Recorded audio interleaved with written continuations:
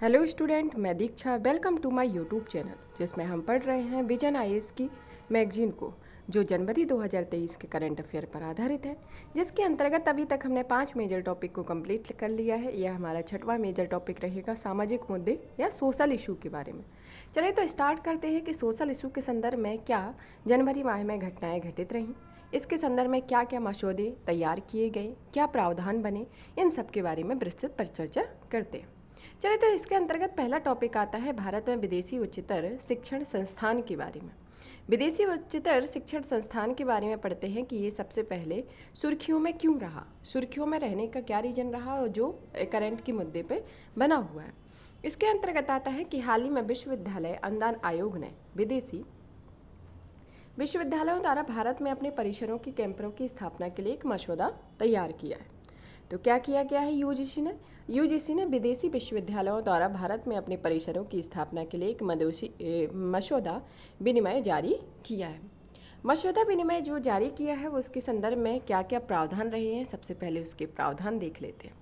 प्रावधान के संदर्भ में आता है कि इसमें स्वीकृति होनी चाहिए, एक पात्रता मानदंड के है और स्वायत्तता और वित्त पोषण है, डिग्री या शिक्षण योग्यताएं हैं, पाठ्यक्रमों का तरीका है, यूजीसी की भूमिका की इसमें दिखाई गई है।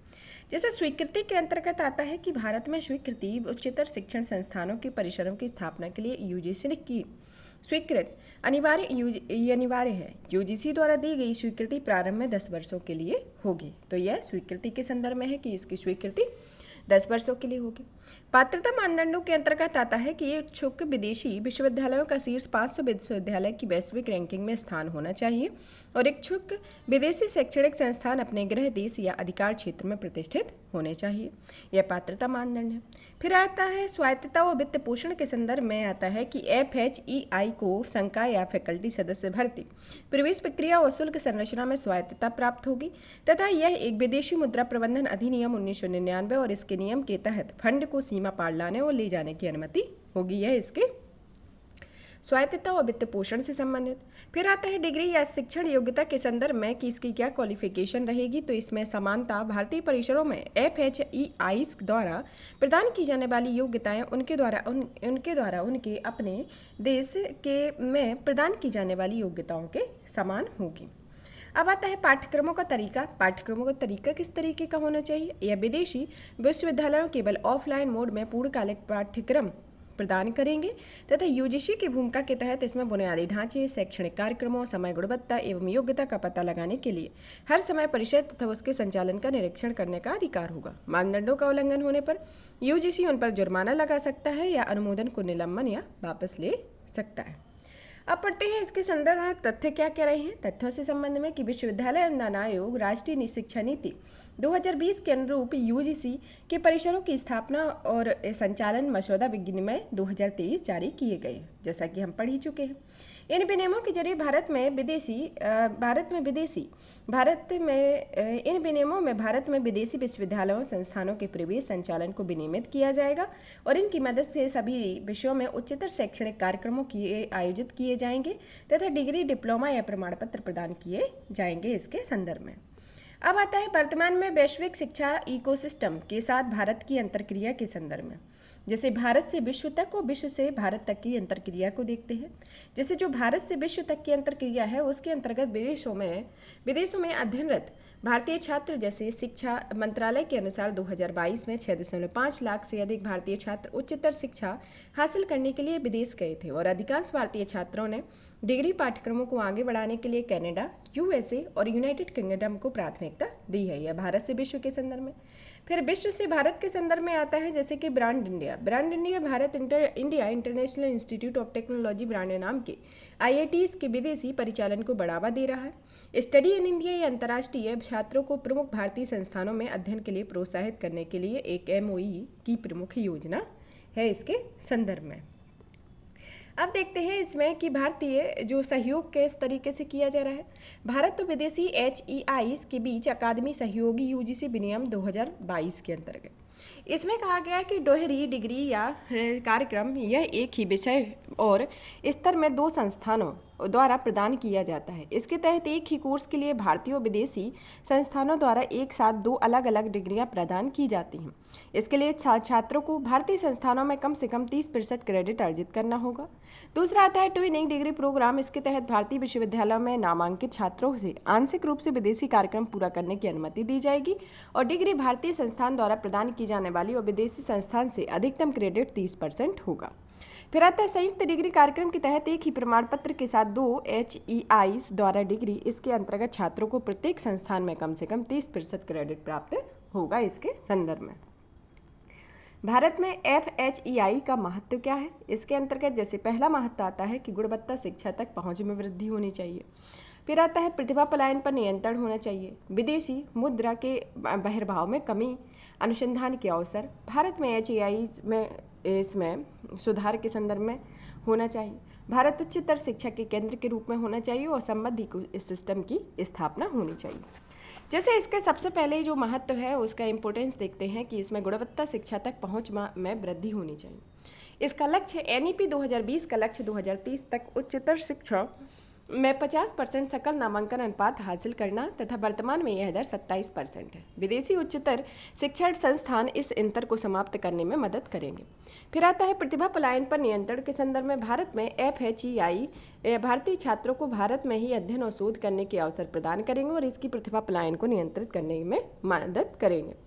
फिर आता है विदेशी मुद्रा बहिर्वाह में कमी के संदर्भ में कि वित्त वर्ष 2021-22 में विदेश में पढ़ने वाले छात्रों के माध्यम से विदेशी मुद्रा में लगभग $5 बिलियन का नुकसान हुआ है और पर्याप्त भौतिक अवसंरचना के साथ भारत में परिसर स्थापित करने की FHEIs की शिक्षा के परिणाम स्वरूप इस बहिर्वाह पर अंकुश लगेगा। अनुसंधान के अवसर के संदर्भ में कि भारत में अनुसंधान एवं विकास को प्रोत्साहन और अलग अलग विश्वविद्यालयों के बीच फैकल्टी से फैकल्टी अनुसंधान सहयोग को बढ़ावा मिलेगा।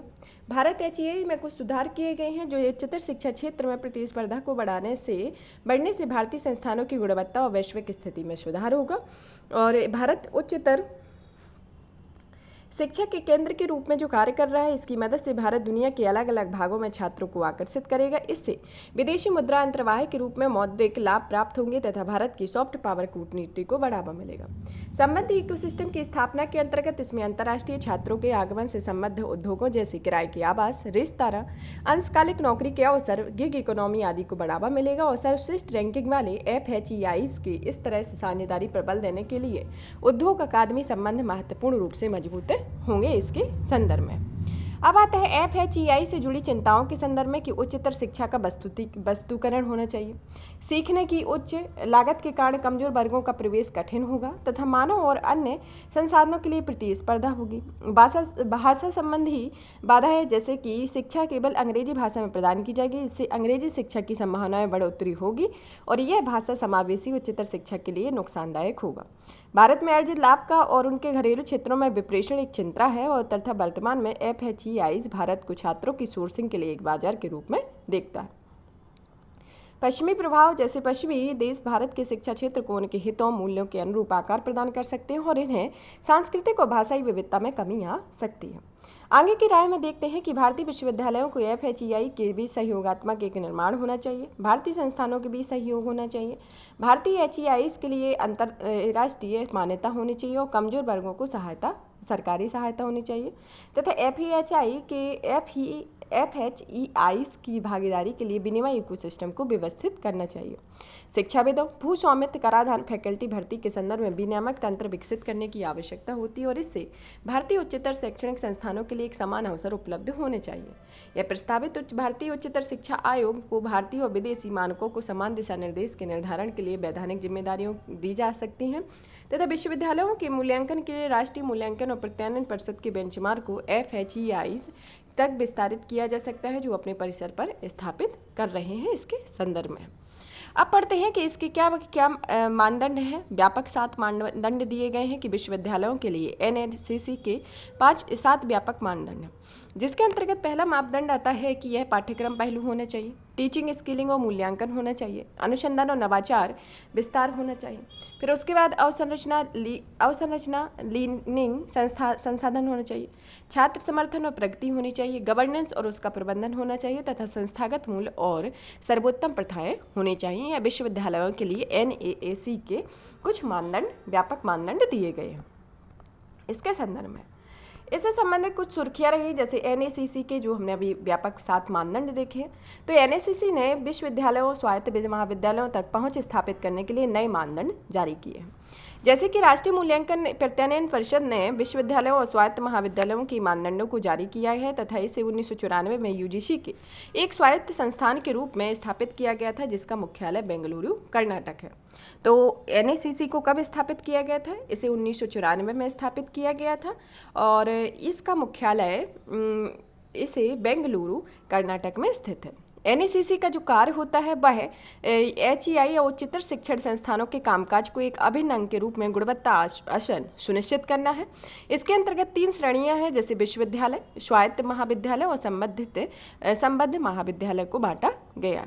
भारतीय छात्रों के विदेशों में जाने हेतु उत्तरदायी कारक कौन कौन से हैं? जैसे बेहतर शैक्षणिक गुणवत्ता, बेहतर जीवन स्तर, भारतीय शिक्षा प्रणाली में अंतराल के कारण उत्पन्न आपूर्ति असंतुलन, भारतीय परिवारों की बढ़ती मांग, बढ़ती आय तथा पारंपरिक पाठ्यक्रमों के अलावा विभिन्न प्रकार के अन्य पाठ्यक्रमों का विकल्प, अनुसंधान के लिए असाधारण संभावनाएं आती हैं। अब पढ़ते हैं राष्ट्रीय डिजिटल विश्वविद्यालय के बारे में। राष्ट्रीय डिजिटल विश्वविद्यालय के बारे में पढ़ते हैं तो इसके अंतर्गत देखते हैं कि यह सुर्खियों में क्यों रहा है। राष्ट्रीय शिक्षा नीति 2020 के तहत परिकल्पित राष्ट्रीय डिजिटल विश्वविद्यालय की रूपरेखा प्रस्तुत की गई है। किसके अंतर्गत की गई है? यह राष्ट्रीय शिक्षा नीति 2020 के तहत इसकी राष्ट्रीय डिजिटल विश्वविद्यालय की रूपरेखा प्रस्तुत की गई। राष्ट्रीय डिजिटल विश्वविद्यालय के बारे में क्या है, इसकी क्या रूपरेखा है, इसके संदर्भ में देखते हैं। राष्ट्रीय डिजिटल विद्यालय एक विश्वविद्यालय है। इसे ऑनलाइन उच्चतर शिक्षा कोर्स प्रदान करने के लिए एक अलग अलग शिक्षण संस्थाओं को एक साथ लगाने के लिए डिजाइन किया गया। मतलब जो अलग अलग उच्चतर शैक्षणिक संस्थान हैं उनको एक साथ लाने के लिए एक डिजिटल विश्वविद्यालय का गठन किया गया, जिससे सभी एक ऑनलाइन सोर्स के माध्यम से एक साथ रहेंगे और उनमें जो कार्य किया जाएगा उनका क्रियान्वयन आसानी से कर सकेंगे। अब जैसे इसकी रूपरेखा क्या रहेगी, जैसे ऑनलाइन पाठ्यक्रम होगा। कार्यात्मक मॉडल, ऑनलाइन पाठ्यक्रम के अंतर्गत विश्वविद्यालय अपने भागीदार संस्थानों, निजी हो या सार्वजनिक विद्यालय, दोनों के माध्यम से विशेष रूप से ऑनलाइन कोर्स प्रदान करेगा। मतलब पहला तो इसका ये रहेगा कि ऑनलाइन पाठ्यक्रम वो प्रोवाइड करेगा, जो है वो निजी विश्वविद्यालय हो चाहे सरकारी विश्वविद्यालय हो। दूसरा आता है कार्यात्मक मॉडल। कार्यात्मक मॉडल एनडीयू एक हब एंड स्पोक मॉडल के तहत कार्य करेगा। इन पाठ्यक्रमों को छात्र के लिए single platform study webs of active learning for young expiring mind या स्वयं पोर्टल के माध्यम से सुलभ बनाया जाएगा। और यह है आईटी और प्रशासनिक सेवाएं सरकार के समर्थ पोर्टल के माध्यम से प्रदान की जाएंगी। तो समर्थ पोर्टल क्या है? सरकार का जो समर्थ पोर्टल है उसे शिक्षा मंत्रालय के द्वारा प्रायोजित किया गया है। इसे 2019 में सूचना एवं संचार प्रौद्योगिकी के माध्यम से शिक्षा पर राष्ट्रीय मिशन योजना के तहत प्रोजेक्ट समर्थ शुरू किया गया था तथा यह प्रौद्योगिकी को एकीकृत करता है, साथ ही उच्चतर शिक्षण संस्थाओं को एक सहज तरीके से शिक्षा सेवाओं की योजना, प्रबंधन, वितरण और निगरानी के लिए एक डिजिटल फ्रेमवर्क की तरह कार्य करता है। तो यह किसके द्वारा स्टार्ट किया गया? शिक्षा मंत्रालय के द्वारा, और इसे सूचना और संचार प्रौद्योगिकी के माध्यम से राष्ट्रीय मिशन योजना के तहत प्रोजेक्ट समर्थ को शुरू किया गया था 2019 में। तो यह इसमें किस समर्थ पोर्टल के माध्यम से इसमें आईटी और प्रशासनिक सेवाएं सरकार के माध्यम से प्रदान की जाएंगी। फिर आता है पाठ्यक्रमों के प्रकार के संदर्भ में, जैसे कि छात्र प्रमाण पत्र, डिप्लोमा या डिग्री के कोर्स के विकल्प का चयन कर सकते हैं। पाठ्यक्रमों को डिजाइन करने की स्वायत्तता के संदर्भ में कि छात्रों को अलग अलग उच्चतर शिक्षण संस्थानों में कई कोर्सों को साइन अप करने और स्वयं के कोर्स को डिजाइन करने की स्वतंत्रता होगी। क्रेडिट आधारित विश्वविद्यालय की डिग्री के संदर्भ में कि ये कोर्स एक निश्चित संख्या में क्रेडिट रखेंगे और छात्र क्रेडिट का 50% जमा करने पर किसी भी विशेष संस्थान से डिग्री के लिए पात्र होंगे। एनडीयू की डिग्री के संदर्भ में कि यदि कोई छात्र कई संस्थानों से क्रेडिट अर्जित करता है तो क्रेडिट सीमा पार करता है और डिग्री एनडीयू द्वारा दी जाएगी। इसके संदर्भ में सीटों की संख्या के संदर्भ में उच्चतर शिक्षण संस्थानों में सीटों की संख्या सीमित समस्या को हल करते हुए प्रत्येक कोर्स के लिए असीमित संख्या में होगी तथा एकेडमिक बैंक ऑफ क्रेडिट का प्रणाली के संदर्भ में कि यह मानकीकृत एकेडमिक बैंक ऑफ क्रेडिट प्रणाली की स्थापना यूजीसी ने की है, जिसका उपयोग एनडीयू अकादमिक गतिशीलता की सुविधा के लिए किया जाएगा। इसके संदर्भ में अब पढ़ते हैं एनडीयू के महत्व के बारे में। हमने इसके बारे में पढ़ा, इसकी रूपरेखा के बारे में पढ़ा कि इसकी रूपरेखा में जैसे इसका मेन पर्पस तो यही है कि यह सभी जो विश्वविद्यालय हैं उनको एक साथ डिजाइन करना है या मतलब एक साथ लाना है। इसके अंतर्गत वह ऑनलाइन पाठ्यक्रम देगा, प्रदान करेगा, कार्यात्मक मॉडल होगा, इसका पाठ्यक्रमों का प्रकार होगा एक अलग से, क्रेडिट आधारित विश्वविद्यालय की डिग्री दी जाएगी, सीटों की संख्या असीमित संख्या में होंगी, एकेडमिक बैंक ऑफ क्रेडिट प्रणाली होगी। ये सब इसके संदर्भ में।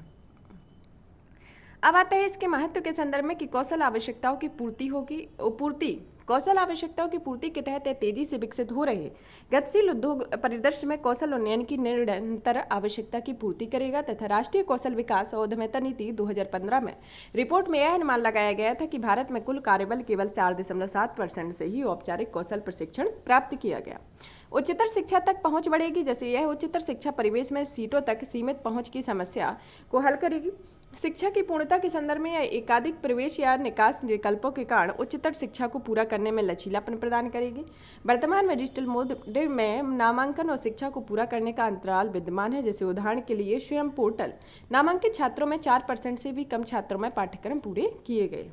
नियोजिता में वृद्धि के संदर्भ में कि यह स्कूल पास आउट और कामकाजी पेशेवरों को उन्नत पेशेवर विकास के लिए आधुनिक औद्योगिक मांग को पूरा करने के लिए वह अनुशासनात्मक करियर को प्राप्त करने में सक्षम बनाएगा। सामाजिक क्षेत्र में क्या महत्वपूर्ण है, इसके अंतर्गत वह स्वास्थ्य देखभाल और कल्याणकारी पहलों जैसे आशा कार्यकर्ताओं की कौशल विकास और प्रशिक्षण, डिजिटल साक्षरता बढ़ाने और कमजोर वर्गों की वित्तीय साक्षरता के लिए भी किया जा सकता है। इसके संदर्भ में एनडीयू से संबंधित चुनौतियां क्या क्या हो सकती हैं, जैसे कोर्स की विश्वसनीयता पर चिंता, मानकीकृत मूल्यांकन में कठिनाई, शिक्षा की गुणवत्ता में संभावित समझौता, व्यवहारिक कौशल विकास की कमी, डिजिटल विभाजन, इसके संदर्भ में इसकी प्रमुख चुनौतियां होंगी। आगे की राय में देखते हैं कि एनडीयू में उद्योग अकादमिक संबंधों को मजबूत करने से उच्च नियोजिता और कौशल मान्यता सुनिश्चित करने के लिए क्यूरेटेड बहुअनुशासनात्मक कोर्स तैयार करने में मदद मिलेगी। यह सीधे कोर्सेज मूल्य और उपयोगिता को प्रमाणित करेगा। सहपाठी के साथ सीखने के लिए एक समूह का गठन किया जाएगा जो छात्रों के लिए प्रतिक्रिया और प्रतिस्पर्धा को बढ़ावा देंगे और यह उनके सीखने के अनुभव और व्यवहारिक कौशल के विकास को बढ़ाएगा। इसके संदर्भ में और डिजिटल अवसंरचना के अंतराल को भरने के लिए डिजिटल इंडिया पहल को प्रभावी रूप से लागू किया जाएगा या इसका लाभ उठाया जाएगा ताकि कमजोर वर्गों और ग्रामीण क्षेत्रों के बीच इसकी पहुंच और सामर्थ्य का सक्षम किया जा सके। Artificial intelligence, machine learning, virtual reality और ऑगमेंटल रियलिटी के माध्यम से उभरती प्रौद्योगिकियों को शामिल करना चाहिए। इसके अलावा पर्सनलाइज शिक्षा को बढ़ावा देने के लिए शुरुआती चरणों में शिक्षा प्रौद्योगिकी प्लेटफॉर्म के साथ सहयोग को बढ़ावा दिया जाएगा तथा छात्रों एवं परामर्श फैकल्टी या पेशेवरों या के बीच संचार नेटवर्क या जुड़ाव तंत्र को स्थापित किया जाएगा और यह कोर्स पूरा करने की दर से सुधार करेगा और ऑफलाइन मोड का बहुत हद तक अनुकरण करेगा। इसके संदर्भ में अब आता है परख। परख क्या है? परख एक राष्ट्रीय शिक्षा अनुसंधान एवं प्रशिक्षण परिषद ने भारत के पहले राष्ट्रीय मूल्यांकन विनियामक परख समग्र विकास के लिए ज्ञान का प्रदर्शन, मूल्यांकन, समीक्षा और विश्लेषण को अनुसूचित किया है। परख समग्र विकास के लिए ज्ञान का प्रदर्शन, मूल्यांकन, समीक्षा और विश्लेषण है तथा शैक्षणिक परीक्षण सेवा को नए परख को स्थापित करने के लिए बोली में जीत हासिल की है। ETS 180 से अधिक देशों में TOEFL, TOEIC, GRE, PIS जैसी अंतर्राष्ट्रीय परीक्षाओं का संचालन करती है। परख को राष्ट्रीय शिक्षा नीति में 2020 के कार्यान्वयन हिस्से के रूप में शुरू किया गया है तथा परख निम्नलिखित कार्य करेगा। यह देश की सभी मान्यता प्राप्त स्कूल बोर्डों के लिए छात्र मूल्यांकन और आकलन हेतु मानदंड, मानक और दिशा निर्देश निर्धारित करने का कार्य करता है और ये मूल्यांकन दिशा निर्देश अलग अलग राज्य बोर्डों में छात्रों के अंकों की असमानताओं को दूर करने में मदद करेंगे तथा परख को राष्ट्रीय उपलब्धि सर्वेक्षण और राज्य उपलब्धि पर सर्वेक्षण सहित बड़े पैमाने पर मूल्यांकन करने और देश में सीखने परिणामों की उपलब्धि की निगरानी के लिए जिम्मेदार होगा तथा यह राज्य शिक्षा निदेशालयों, राज्य शिक्षा बोर्डों तथा मूल्यांकन और मूल्यांकन के काम में संलग्न अंतर्राष्ट्रीय संगठनों से मिलकर कार्य करेगा और इसके आकलन क्षेत्र जैसे बड़े पैमाने पर आकलन होगा, स्कूल आधारित आकलन होगा और परीक्षा में सुधार से संबंधित आकलन होगा। यह परख को इसके संदर्भ में किया गया। अब आता है सुर्खियों में रही शैक्षिक रिपोर्ट, जैसे उच्चतर शिक्षा पर अखिल भारतीय सर्वेक्षण। शिक्षा मंत्रालय ने अखिल भारतीय उच्चतर शिक्षा सर्वेक्षण 2020-21 जारी किया है। यह उच्चतर शिक्षा पर अखिल भारतीय सर्वेक्षण का आयोजन मानव संसाधन विकास मंत्रालय ने 2011 में शुरू किया था और इस सर्वेक्षण को देश में सभी उच्चतर शिक्षण संस्थानों में शामिल किया जाता है। यह अलग अलग शैक्षणिक मानकों पर विस्तृत सूचनाओं को प्रस्तुत करता है या एकत्रित करता है। यह पहली बार सर्वेक्षण के दौरान वेब डेटा कैप्चर फॉर्मेट के माध्यम से पूरी तरह से ऑनलाइन डेटा संग्रह प्लेटफॉर्म का उपयोग करके एक डेटा एकत्र किया जाता है। DCF को उच्चतर शिक्षा विभाग ने राष्ट्रीय सूचना विज्ञान केंद्र के माध्यम से विकसित किया है। सर्वेक्षण से संबंधित मुख्य निष्कर्ष में आता है कि जैसे कुल विद्यार्थियों का नामांकन इसमें 2020-21 की तुलना 2014-15 की तुलना के रुझान में दी गई है। जैसे कुल विद्यार्थी का नामांकित विद्यार्थियों की संख्या में मामले में उत्तर प्रदेश, महाराष्ट्र, तमिलनाडु, मध्य प्रदेश, कर्नाटक, राजस्थान शीर्ष 6 राज्य हैं, जिसमें यह 4.4 करोड़ है और इसमें 21% की वृद्धि को दर्शाता है जो 2014-15 की तुलना में है। छात्रों के नामांकन में यह 28% की वृद्धि करता है और कुल नामांकन में छात्राओं के नामांकन प्रतिशत में 4% की सकल नामांकन अनुपात के अंतर्गत इसमें 3 अंकों की वृद्धि होती है। लैंगिक समानता सूचकांक के अंतर्गत इसमें बढ़कर 1.05 हो गया है या 2017-18 से, और राष्ट्रीय महत्व के संस्थान के संदर्भ में यह लगभग दोगुने हो गए हैं और INI में नामांकन में इसमें वृद्धि हुई है तथा प्रति 100 पुरुषों में शिक्षकों में महिलाएं 75 2020-21 में हो और वृद्धि पहले इसमें 63 थी और अभी प्रेजेंट में 75 है, तो इसमें वृद्धि ही दिखाई गई है। अब आता है शिक्षा की वार्षिक स्थिति रिपोर्ट 2022 के बारे में। यह रिपोर्ट एनजीओ प्रथम ने शिक्षा की वार्षिक स्थिति रिपोर्ट 2022 जारी की है। ASER नागरिकों के नेतृत्व में आयोजित वार्षिक पारिवारिक सर्वेक्षण है तथा यह सर्वेक्षण के द्वारा समझने का प्रयास किया गया है ग्रामीण भारत में बच्चे स्कूल में नामांकित या नहीं, वे स्कूलों में क्या सीख रहे हैं वह ASER की सर्वेक्षण की रिपोर्ट में पहली बार 2005 में आयोजित किया गया था। शिक्षा मंत्रालय की राष्ट्रीय उपलब्धि सर्वेक्षण नाम से एक अलग सर्वे कराता है और यह सर्वेक्षण जिला, राज्य, राष्ट्रीय स्तर पर छात्रों की अधिगम क्षमता पर व्यक्तिगत व्यवस्थित फीडबैक प्रदान करता है। ASER 2022-2018 के बाद से पहला फील्ड आधारित बेसिक राष्ट्रव्यापी ASER है तथा ASER 2022 में 3 से 16 वर्ष की आयु के बच्चों का सर्वेक्षण किया गया था और यह सर्वेक्षण स्कूली शिक्षा की स्थिति को रिकॉर्ड करने और उनके बुनियादी पाठन को अंक गणितीय कौशल का आकलन करने के लिए लक्षित था। इसके संदर्भ में अब आते हैं हम इसके मुख्य निष्कर्ष में। जैसे इसका मापदंड और रुझान को बताया गया है, जिसमें मापदंड 6 से 14 वर्ष की आयु वर्ग के लोग के कुल नामांकन जैसे 98.4% की वृद्धि हुई है। 15 से 16 वर्ष के लड़कियों के अनुपात में जिनका कहीं नामांकन नहीं हुआ है वह 7.9% की कमी हुई है। पहली से 7वीं कक्षा तक के बच्चे जो स्कूल वाली प्राइवेट ट्यूशन क्लास ले रहे हैं उसमें 30.5% की वृद्धि हुई है। कक्षा 3 के विद्यार्थियों को पढ़ने की क्षमता में इसमें 20.5% की कमी हुई है। कक्षा 3 में विद्यार्थियों की गणितीय क्षमता में 25.9% की कमी हुई है और शिक्षक की औसत उपस्थिति में 87% की वृद्धि हुई है। विद्यालय में जिसमें पेयजल उपलब्ध है उसमें 76% की वृद्धि हुई है। विद्यालय जहां छात्राओं के उपयोग हेतु शौचालय मौजूद है उसमें 68.4% की वृद्धि हुई है। इसके संदर्भ में अब आता है राष्ट्रीय चिकित्सा आयोग विधेयक 2022 का मसौदा। इस सुर्खियों में क्यों रहा है? यह राष्ट्रीय स्वास्थ्य और परिवार कल्याण मंत्रालय ने मौजूदा राष्ट्रीय चिकित्सा आयोग अधिनियम 2019 में संशोधन पर एक मसौदा तैयार किया। इसके मसौदा विधेयक में मुख्य बिंदुओं पर नजर डालते हैं कि पहला आता है कि राष्ट्रीय चिकित्सा आयोग के तहत 5वें स्वायत्त निकाय के रूप में चिकित्सा विज्ञान परीक्षा बोर्ड का गठन किया जाएगा और यह मसौदा प्रस्तावित चिकित्सा विज्ञान परीक्षा बोर्ड के तहत डिप्लोमा, पोस्ट ग्रेजुएट फेलोशिप तथा सुपर स्पेशलिटी फेलोशिप संस्थानों को मान्यता देने का प्रस्ताव करता है। इसका उद्देश्य राष्ट्रीय चिकित्सा आयोग के से संबंधित मामलों में मेडिकल कॉलेजों या संस्थानों द्वारा दायर अदालती मामलों के अधिकार क्षेत्र में परिवर्तन करना है तथा इस परिवर्तन के बाद सभी मामले में केवल दिल्ली हाईकोर्ट के अधिकार क्षेत्र में होंगे। चिकित्सा लापरवाही के मामले में रोगियों और उनके रिश्तेदारों के लिए एक नया प्रावधान किया गया है और इसके तहत एथिक्स एवं मेडिकल रजिस्ट्रेशन और या NMC या राष्ट्रीय चिकित्सा के फैसले के खिलाफ अपीलीय निकाय बनाया गया है। इस संशोधन को पेश करने के पीछे कारण क्या रहे, जैसे प्रक्रिया का कारगर बनाने के लिए, प्रक्रिया को कारगर बनाने के लिए, देरी कम करने के लिए, नेक्स्ट की शुरुआत को सुगम बनाने के लिए, मुकदमेबाजी का बोझ कम करने के लिए और राज्य परिषदों के निर्णयों के विरुद्ध अपील करने के संदर्भ में इसमें संशोधन के पेश करने के कुछ कारण बताए गए हैं। एनएमसी और इससे संबंधित कार्यों में कुछ मुद्दे हैं, जैसे कि संघवाद को कमजोर करता है। एनएमसी के महत्वपूर्ण पदाधिकारियों के चयन का अधिकार विशेष रूप से केंद्र के पास होता है। इससे आयोग में राज्यों की भूमिका कम हो जाती है।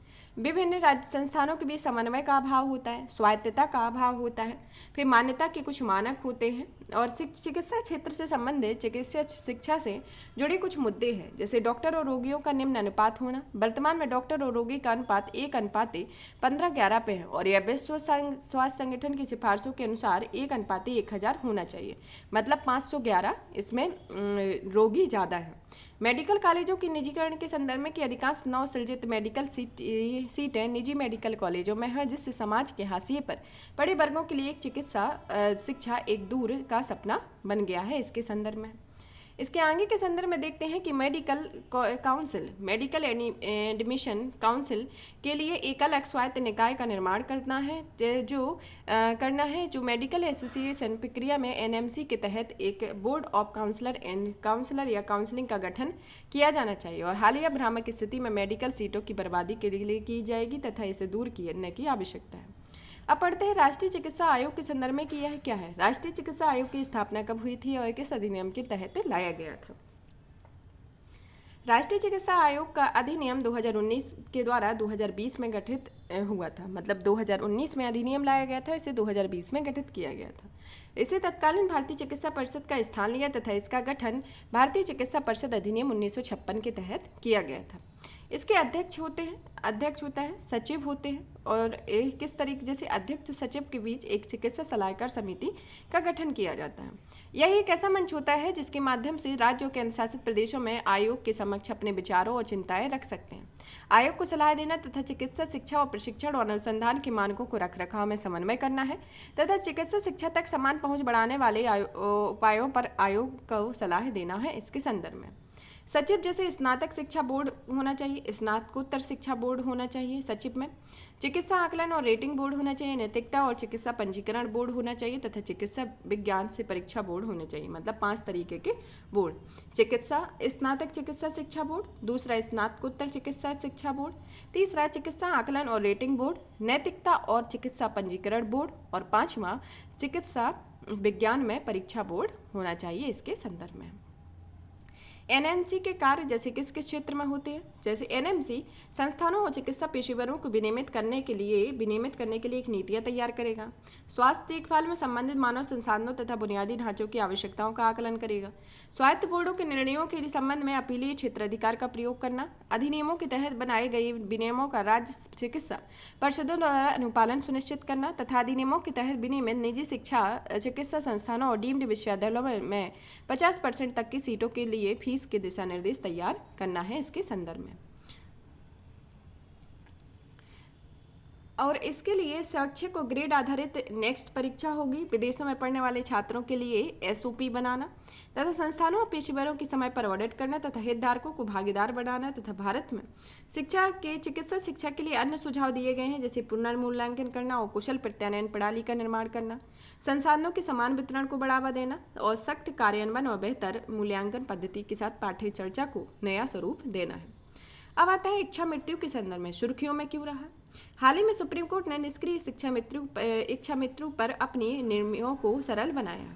इसके संदर्भ में जैसे 2018 में कॉमन कॉज बनाम भारत संघवाद में सुप्रीम कोर्ट ने सम्मानजनक मृत्यु के अधिकार या right to diet with dignity को संविधान के अनुच्छेद 21 के तहत सम्मान के साथ जीने के अधिकार के एक अनिवार्य पहलू के रूप में मान्यता दी थी तथा न्यायालय ने इसे निष्क्रिय इच्छा मृत्यु की कानूनी वैधता को बरकरार रखा था। तब उस टाइम पे तर्क दिया गया था कि सुप्रीम कोर्ट द्वारा निर्धारित प्रक्रिया को जटिलता के कारण यह निर्देश वास्तव में अप्रवर्तनीय हो गए थे तथा इस प्रकार निर्णय को व्यवहारिक बनाने के लिए आवश्यक संशोधन की मांग की गई थी। ये उस टाइम पे सुप्रीम कोर्ट के द्वारा यह तर्क दिए गए थे तथा 2018 में 5 न्यायाधीशों की बैठक में दिशा निर्देश में कई संशोधन किए और प्रस्ताव पारित किया गया, जिसमें कहा गया कि यह प्रस्ताव अग्रिम देखभाल के निर्देशों के लिए निष्पादन प्रवर्तन के साथ निष्क्रिय इच्छा मृत्यु के साथ एक प्रक्रिया के संबंध में पेश किए गए थे, इसके संदर्भ में है। इसमें देखते हैं कि सुप्रीम कोर्ट द्वारा जैसे कुछ परिवर्तन किए गए, जैसे पहले की स्थिति में और वर्तमान स्थिति में कुछ परिवर्तन हुए। जैसे पहले की स्थिति में लिविंग विल के संदर्भ में, पहले यह लिविंग विल एक न्यायिक मजिस्ट्रेट द्वारा सत्यापन तथा प्रति हस्ताक्षरित आवश्यक था, लेकिन वर्तमान में लिविंग विल को एक राजपत्रित अधिकारी या नोटरी द्वारा सत्यापन पर्याप्त ही होगा। जैसे लिविंग बिल तक पहुंच के संदर्भ में कि यह बिल एक राष्ट्रीय स्वास्थ्य रिकॉर्ड का भाग होगा, जिसे भारतीय अस्पताल जरूरत पड़ने पर देख सकते हैं। वर्तमान की स्थिति और जिसके पहले की स्थिति थी कि इससे संबंधित जिला अदालत की कस्टडी में इसे रखा जाता था। रोगी की स्थिति की जांच हेतु एक प्राथमिक बोर्ड होगा, जिसके अंतर्गत जो वर्तमान में इसमें 3 चिकित्सक शामिल होंगे और इसमें उपचार करने के लिए चिकित्सक सहित 2 अन्य चिकित्सक होंगे, जिन्हें संबंधित विशेषज्ञता में 5 साल का अनुभव होगा इसके संदर्भ में। और जो पहले की स्थिति थी उस टाइम पे चिकित्सकों के प्राथमिक बोर्ड में कम से कम 4 विशेषज्ञ शामिल करना आवश्यक था। जैसे अभी प्रेजेंट में 3 विशेषज्ञ और पहले 4 विशेषज्ञ थे। जो 4 विशेषज्ञों के अंतर्गत जैसे general medicine, cardiology, neurology, nephrology, मनोचिकित्सक या ऑन्कोलॉजी में कम से कम 20 वर्षों के समग्र अनुभव वाले चिकित्सकों को शामिल करना होता था, और अभी प्रेजेंट में 5 साल के। निर्णय लेने से निर्धारित समय में जैसे प्राथमिक या द्वितीयक बोर्ड के आगे उपचार को बंद करने के संदर्भ में 48 घंटे के भीतर निर्णय करेगा, और इसमें 2018 के फैसले में उपचार बंदी के समय इसमें कोई समय सीमा तय नहीं की गई थी। द्वितीयक बोर्ड के संदर्भ में कि अस्पताल को तुरंत चिकित्सा विशेषज्ञों का एक द्वितीयक बोर्ड गठित करना होगा, जो कि वर्तमान की स्थिति और पहले की स्थिति में जिला कलेक्टर को चिकित्सा विशेषज्ञों का दूसरा बोर्ड गठित करना होता था इसके संदर्भ में। तो अभी प्रेजेंट में कुछ रियायतें दी गई हैं, जैसे कि 20 साल की जगह 5 साल, और जो सदस्य हैं उनमें 4 की जगह 3, और हर चीज़ को अनिवार्य तरीके से लागू किया गया, कुछ टाइम फिक्स किया गया।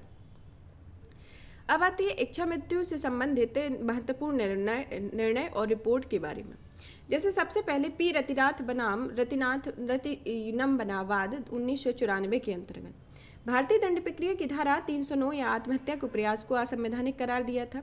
ज्ञान कौर बनाम बाद 1996 में असिस्टेंट सुसाइड एवं इच्छा मृत्यु दोनों ही कृत्यों को गैरकानूनी घोषित किया गया था। 2011 में अरुणा सानवाग बाद में सुप्रीम कोर्ट ने पहली बार निष्क्रिय इच्छा मृत्यु की अनुमति दी, और निष्क्रिय इच्छा मृत्यु की विधि आयोग 2041 की रिपोर्ट 2012 में इसे कुछ मामलों में व्यक्तिगत स्वायत्तता और इच्छा मृत्यु की आवश्यकता को मान्यता दी गई। तो सबसे पहले निष्क्रिय इच्छा मृत्यु या पैसिव यूथनेशिया की अनुमति किस रिपोर्ट में या किस निर्णय में दी गई? अरुणा सानबाग वाद 2011 के अंतर्गत दी गई।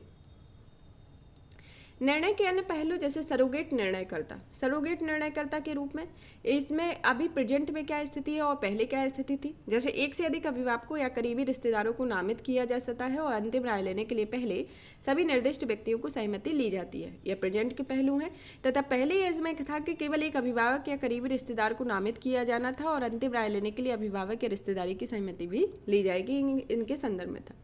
जिला न्यायालय रजिस्ट्री की भूमिका में यह आवश्यकता हटा दी गई है, तथा इसमें न्यायिक मजिस्ट्रेट की दस्तावेज की प्रति संबंधित क्षेत्राधिकार वाले जिला न्यायालय की रजिस्ट्री को सौंपना होगा, और जो दस्तावेजों को मूल प्रारूप में सुरक्षित रखेगा इसके संदर्भ में।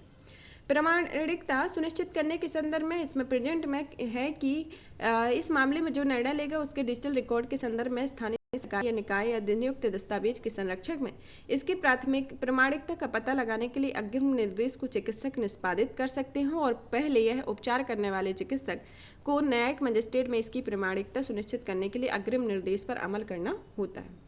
हाईकोर्ट के समक्ष अपील के संदर्भ में प्रेजेंट में इसमें उपचार रोकने की अनुमति से इनकार किया गया है, तो संबंधित क्षेत्राधिकार वाले हाईकोर्ट में एक रिट याचिका दायर की जा सकती है, और पहले यदि उपचार रोकने की अनुमति से इनकार कर दिया है तो इससे संबंधित क्षेत्राधिकार वाले हाईकोर्ट में एक रिट याचिका दायर की जा सकती थी।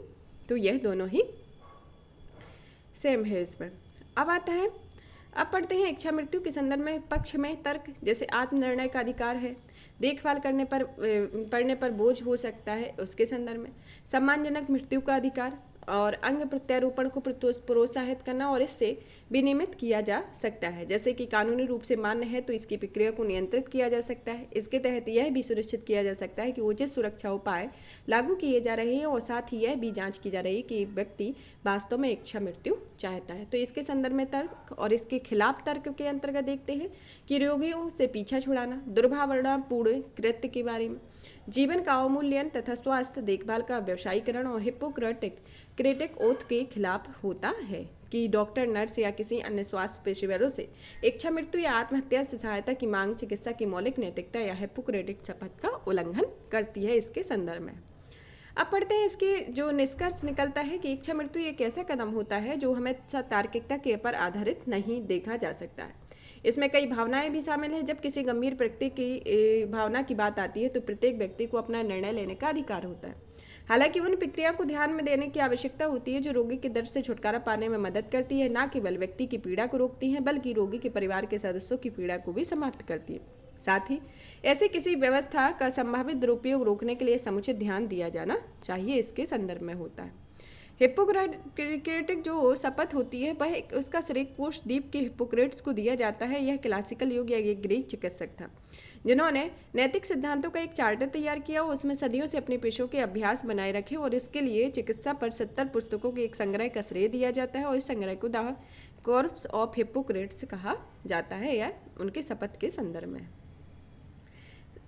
अब पढ़ते हैं वर्ल्ड सोशल रिपोर्ट 2023 के बारे में, living no one behind in a ageing world. इसे संयुक्त राष्ट्र सचिवालय तथा आर्थिक और सामाजिक मामलों के विभाग द्वारा प्रकाशित एक रिपोर्ट है और यह report Madrid international plan of action and ageing का एक फ्रेमवर्क तैयार करती है। यह रिपोर्ट सामाजिक अवसरों और चुनौतियों की पड़ताल करने के लिए या वृद्ध आबादी से बढ़ने से उत्पन्न होती है।